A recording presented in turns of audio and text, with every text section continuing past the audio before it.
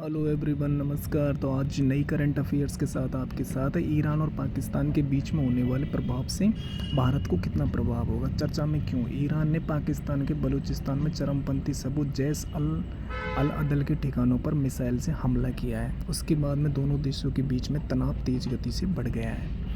Iran और पाकिस्तान के बीच में पुराना रिश्ता कायम है। बरसों पुराना रिश्ता विदेश नीति के तहत कार्य करता है। इससे भारत पर होने वाले प्रभावों में भी बहुत ही ज़्यादा प्रभाव पड़ने वाला है।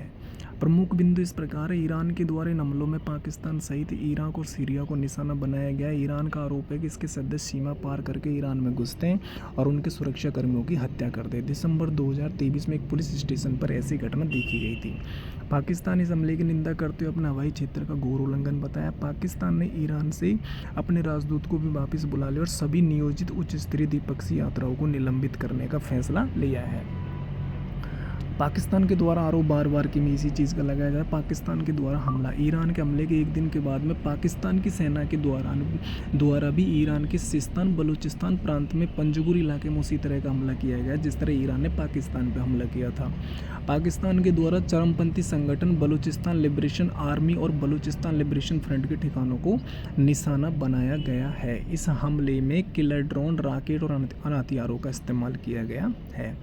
ईरान और पाकिस्तान का विवाद। दोनों देशों के बीच में 900 किलोमीटर लंबी सीमा साझा करते हैं। इसमें मुख्य रूप से सिस्तान और बलूचिस्तान का इलाका है। ईरान का तर्क है कि चरमपंथी गुट जैश अल अदल को अमेरिका और इजरायल का समर्थन है। जैश अल अदल एक सुन्नी चरमपंथी समूह है। ईरान के सिस्तान बलूचिस्तान प्रांत में सुन्नी अधिकारियों का रक्षक बताया जाता है। इस संगठन ने ईरान के सुरक्षा बलों पर कई बार हमलों की जिम्मेदारी भी ली है। किसकी सेना कितनी ज़्यादा मजबूत है। रक्षा बजट ईरान का 9.95 लाख अरब डॉलर है। पाकिस्तान का 6.34 अरब डॉलर है। सशस्त्र बल में पाकिस्तान के पास में 6.54 लाख सेना है। ईरान के पास में 6.1 लाख सेना है। टैंक ईरान के 1996 में ईरान के पास में टैंक है। पाकिस्तान के पास में 3742 टैंक है।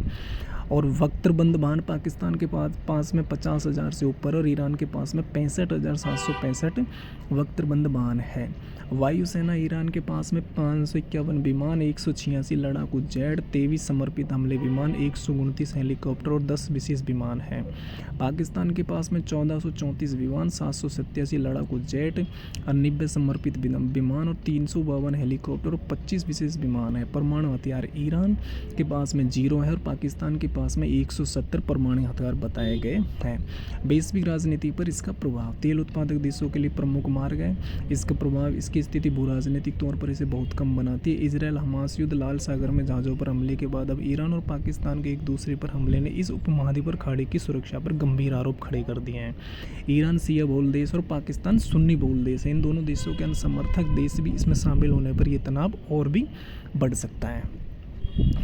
भारत पर ईरान और पाकिस्तान के बीच में होने वाले हमले का प्रभाव। भारत ईरान के सिस्तान और बलूचिस्तान में चाबहार पोर्ट विकसित कर रहा है। भारत के द्वारा ईरान और अफगानिस्तान के साथ मिलकर एक अंतर्राष्ट्रीय यातायात मार्ग की स्थापना कर रहा है। चाबहार के द्वारा पाकिस्तान की चीन पोषित गवार बंदरगाह का विरोध किया गया है। पाकिस्तान हमेशा ईरान के साथ में भारतों के संबंधों को चिंता की नज़र से देखता रहा है। बलूचिस्तान में चीन की रणनीति उपस्थिति और बढ़ती भूमिका भारत के लिए गहरी चिंता का विषय माना जाता है। तो भारत पर इस तरह के प्रभाव पड़ेंगे। ईरान और पाकिस्तान के एक दूसरे के संबंधों के यदि बिगड़ते हैं तो विश्व की राजनीति को बहुत ही ज़्यादा प्रभावित करेंगे, क्योंकि ईरान के साथ में विश्व के सुन्नी समुदाय के जितने भी देश है वो उसका साथ